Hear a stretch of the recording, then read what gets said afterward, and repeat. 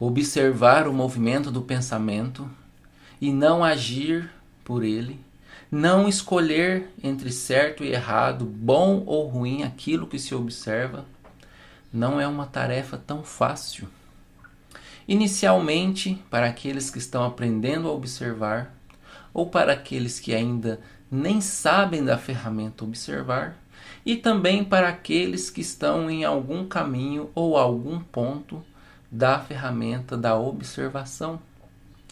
Eles pensam ser o pensamento. Eles pensam e acreditam que pensam por si mesmo.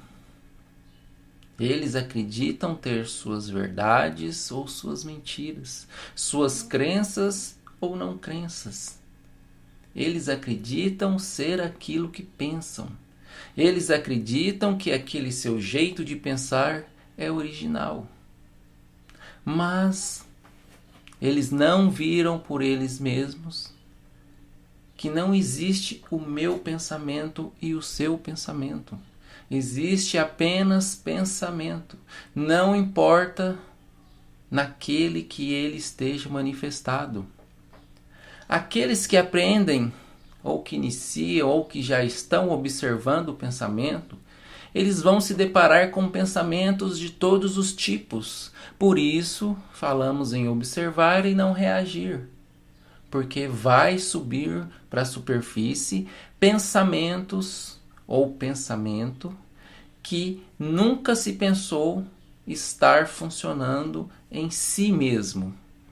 Quando falamos em pensamento, em observar o pensamento, você vai observar o pensamento da humanidade. Esse pensamento que manifesta em você é o mesmo pensamento que manifesta na humanidade. Isso é algo muito difícil de entender, mas quando se ouve, pelo menos intelectualmente, isso é possível entender. Quando se inicia a observação do pensamento, você está observando tanto os pensamentos da sua experiência, quanto o pensamento das experiências do ser humano, seja há 5.000 anos atrás, há 2.000, há 1.000 anos ou no momento presente. Seja no rapaz que está na China, seja a moça que está na Índia, ou seja a pessoa que está próxima a você.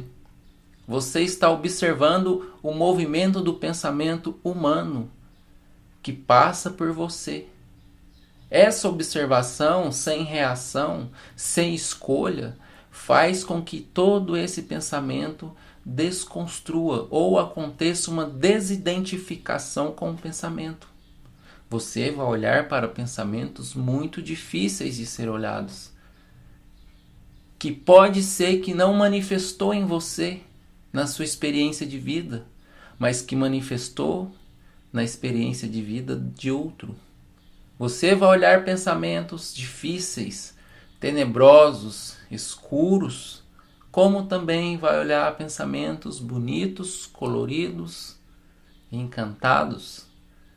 Por isso falamos para observar o pensamento, não agir pelo pensamento, não escolher entre certo e errado, apenas observar esse movimento.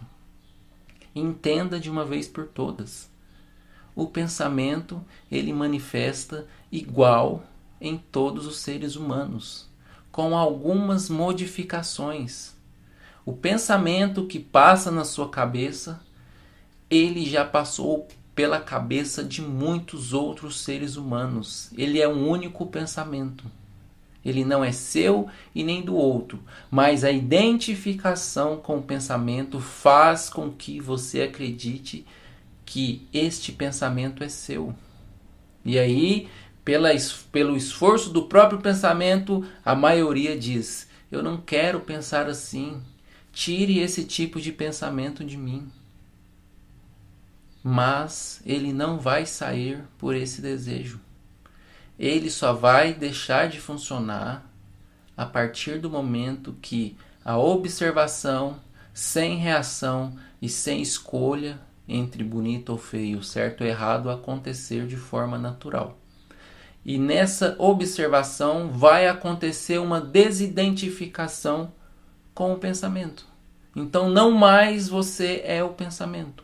Ele vai cair no seu estado natural. E quando uso a palavra estado natural, é uma ferramenta para o viver diário. Apenas isso. Então entenda que não existe seu pensamento e meu pensamento.